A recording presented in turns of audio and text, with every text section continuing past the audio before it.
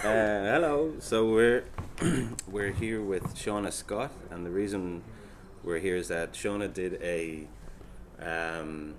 talk for Creative Mornings Dublin last year. Was it this month last year? It was this month last year. Oh man, that's embarrassing. Anyway, we lost the video. But we're getting back around to it. We're getting back around to it. So we're going to have a quick fireside chat.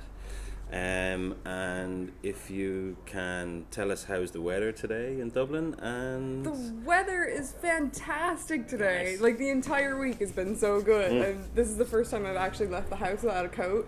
Like, this is not normal. What is that burning thing in the sky? Yeah. The big yellow thing. The big yellow thing that we never see. And can you tell us where we are and describe the place? Okay, so we're in the library bar, which is awesome. I love the library bar. I actually do a lot of business meetings here. Yeah, I was just saying that to own. Yeah. Yeah, I think everybody does their business meetings here. Great little spot. If you're ever in town, check it out. They've always got, well, they don't have the fire going today, but in the wintertime they do. It's and nice. It's really nice at Christmas time. Okay, so who are you and what do you do? So, should I talk to the camera? Or? You can talk to the camera, you can talk to me. Okay. Whatever. I'm Shawna Scott. Like Brian said, I run sexshop.ie. It's Ireland's first health and design focused sex shop, and I've won a couple of awards for it. Yay, for running a sex shop. Okay, so tell us about where you're from maybe, and a bit about your teenage years. Yeah, so I'm originally from Seattle. I'm just gonna cheat look at the questions. The notes. The notes, yeah. So I'm originally from Seattle. Seattle's a really liberal city, but the area that I'm from is kind of a conservative pocket of Seattle. So where I come from, you would get the kind of sex education that I received as a teenager. You'd get the comprehensive sex ed, but then you'd also get, it would be followed up with the abstinence-only educator that they'd bring in. He, does, talks around the state to different schools about abstinence-only education. Yeah. So it was a bit confusing and conflicting information that we were getting from this speaker that they brought in. And what we were being taught just on a practical level about, condoms and birth control and stuff. Yeah. So that was my sex education. Did you take any of the pledges or that kind of stuff that were about? No, there was tons of pledges going around. I think my sister took one. She was really heavily involved in the church. My whole family were. I was kind of the black sheep of the family. I wasn't into that, into the whole church thing. But yeah, my sister definitely would have taken the pledge, the virginity pledge. There was loads of people I went to school with that did. I think they just passed them around the lunchroom. And then of course, if you went to church, they were passing them around as well. Yeah. But I always found it kind of creepy in a way that your youth group is thinking about whether or not you're fucking someone. And I always found that really creepy. Yikes. Yeah. Okay. Okay. So we'll move on from the sexual experiences and stuff. Can you remember your first adult toy? And what did it look like? It wasn't until I was, I think, 22 I bought my first vibrator. And I did a bit of research first and discovered the whole body safe thing, which has kind of become the main sort of pillar of my of my shop, is making sure that all the products that I stock are made from body safe materials. Because when I was researching a toy for myself, realized that the industry as a whole is really unregulated. So I went with Lilo. I got a Lilo Live. And I had that one for like 2 or 3 years before like I finally decided I wanted an upgrade, and then went for Jimmy Jane. But then when I wanted the upgrade, I went to a shop in Seattle back home called Babeland, and they're sort of like the main female friendly shop in that in Seattle. So I went in there and I was just blown away by like how friendly the staff were, how nice everything was laid out. It felt like buying something like in Designist across the road, a sex shop. So nothing kind of like traditionally seedy about it, or anything? It didn't feel seedy at all. No. Like it felt kind of like buying friendly. It felt friendly, and it just felt like more like a boutique.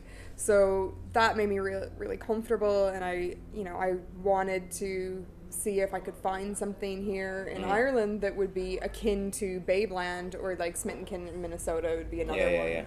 And I didn't. There was nothing. There was nothing that kind of fit the bill for what I wanted. There's female friendly shops. There's female owned shops, but nothing that had the just exclusively body safe toys and had that kind of the same sort of customer experience that I was looking for. Was there even an awareness of it here? I don't think so. Definitely not the body safe thing. No. There was certainly people who wanted more female friendly shops, but the body safe thing was kind of a complete unknown. With the people I talked to. This was 2011 was when I went over and came back, and I'm like, hey, body safe stuff, like maybe we should have a body safe shop, and there was nothing either online or like physical shops. I was like, might as well just start it myself. Cool.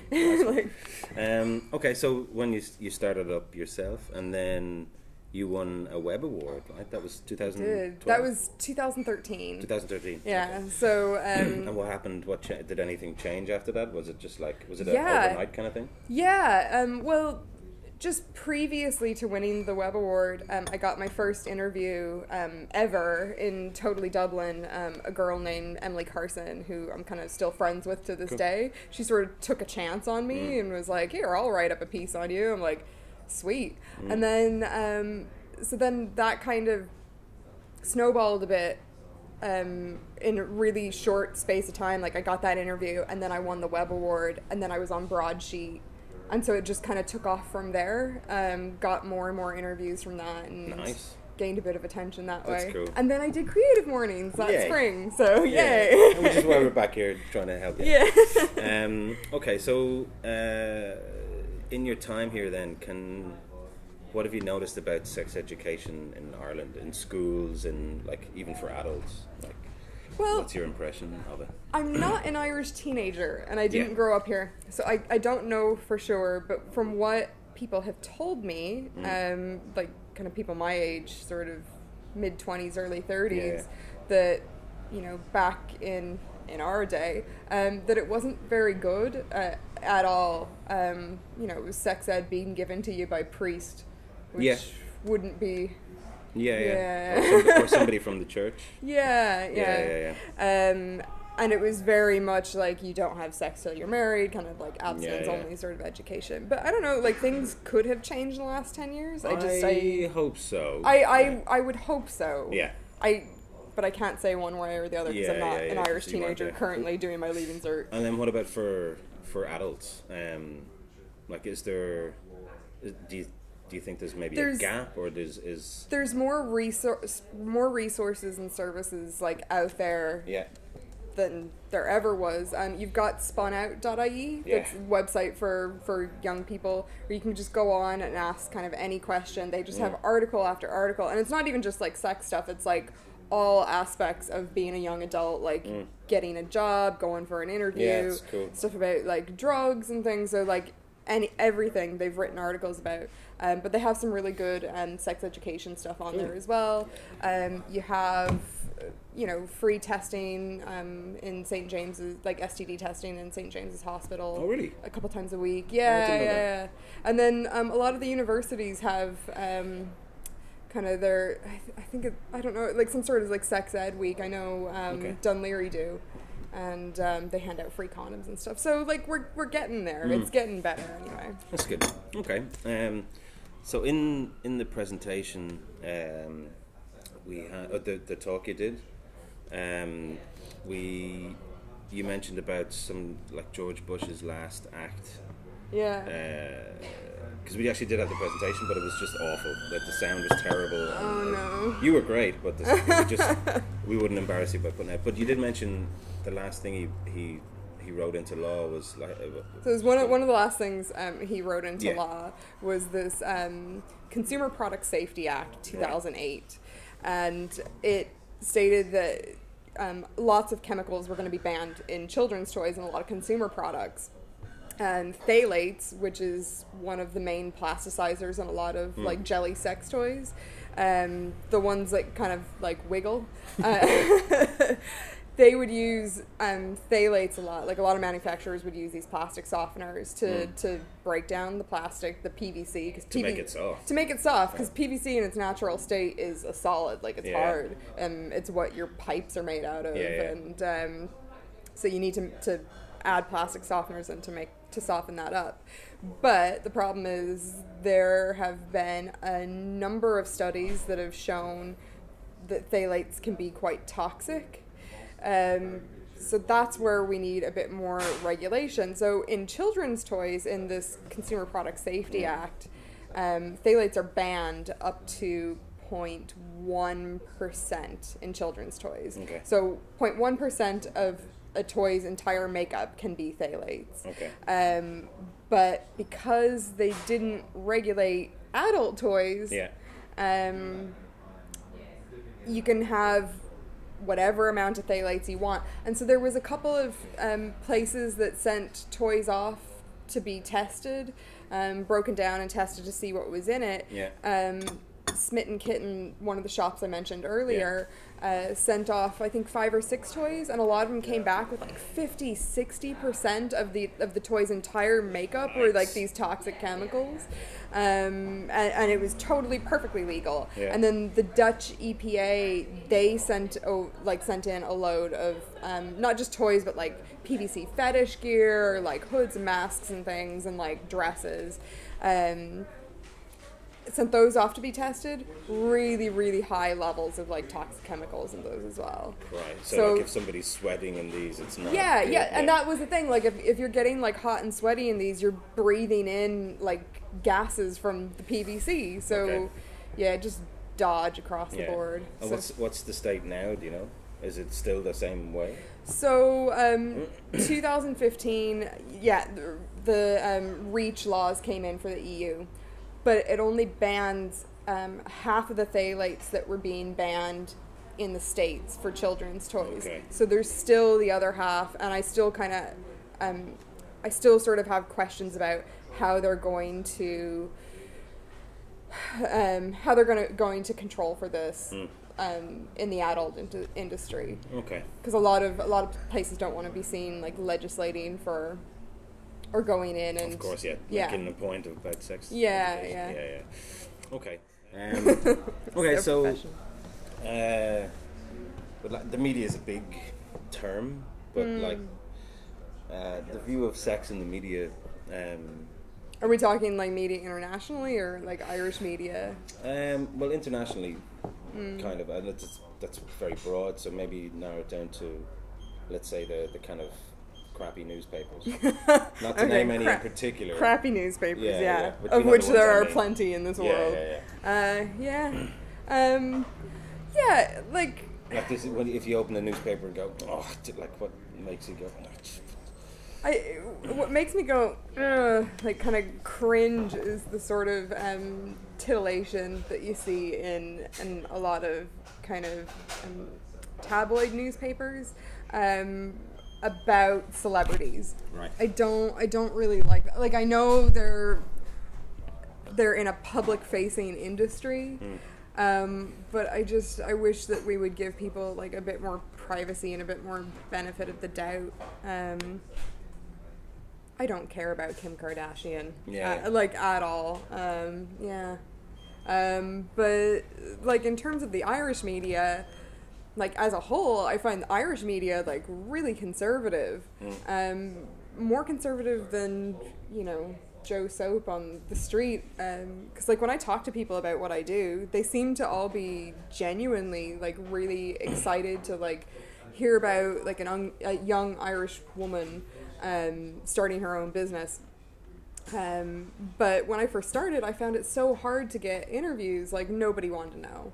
And it wasn't until like a couple of people sort of took a chance on me that I kind of have gotten a bit more sort of regular media coverage. But even so, I still get the occasional interview where they're like, maybe you shouldn't say that, like maybe tone it down a little bit. Okay, all right, okay. Yeah. So, like you made a good point about, in the talk about music videos and context, do you remember? As in, like, there's all these amazing looking women videos shot and they're fantastic looking or not, depending on your taste. Yeah. But there was no... There was no sexual context. It was just there's a hot thing, and I know like music videos are only like what 3.5 minutes or something. Yeah. So you have to like shorten it for time, but you can make a short film in that time. It's just I've just noticed like all music videos are starting to kind of look the same. Yeah. And I it was sort of like in the talk, it was sort of like my call to action to videographers and people, like, you can have something that's like totally sexy and really explicit, but maybe add a bit of storyline to it. I don't know, like I like my good content, and I just like an overly polished music video, to me it just doesn't do it for me. In the same way that like a lot of like mainstream pornography doesn't do it for me. I actually, since like in the year since I've seen you, I did a debate at Trinity College for their historical society about whether or not porn was damaging society, and I argued that it didn't necessarily damage society. It's just, you know, I think they kind of had an idea of what porn was. The people that I was debating against had a certain idea of what porn was, and I think they were looking at porn that was on kind of tube channels, like the free stuff, the free mainstream stuff, and thought that was all of what porn was. And so like my kind of call to action to people would be, if you don't like that kind of porn, make your own porn, or like fun porn that you would enjoy. You know, I can complain about music videos all I want, but like unless you're willing to like do something to change that, like put your money with artists that you know are going to make good content, then I don't know. Okay. So also in the talk you mentioned about advertising on Facebook and Twitter. Now big fans of both. Oh yeah. So has that changed at all since? Nope. I still can't advertise with them. But it's fine, because I've kind of found in the couple of years that I've been like doing the shop, that traditional advertising doesn't necessarily work for me. I get a better reaction from kind of word of mouth and writing my own content. So working on the blog, having like a semi-decent social media presence where I just am myself. Like I'll tweet pictures of me like wrapping orders and that kind of thing. And that works a lot more. Like it kind of shows people that I'm an actual person as opposed to like a big corporation. Did you do any more of after the talk, the answers, the questions and answers? Did you do any more of that? I didn't. I want to though. They were great. They were really cool. I've done a few more like Q&As since CreativeMornings, just like at my events and things, and those always go down really well. Yeah, they're cool. We can recommend doing more of those. Okay, I had one where I just got people to like write their questions down anonymously on like a note card, kind of like we did with CreativeMornings, and someone had asked something really explicit, and I read it out on stage, and the woman who wrote it stood up and she was like, "That's mine!" I'm like, "Hi, like, do you want to come up here and ask that question?" Did she?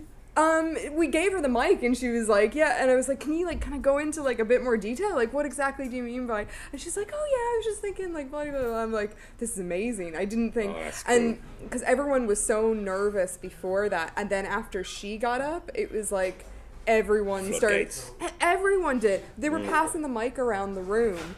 So that was like, yeah, that was a really good night. That's cool.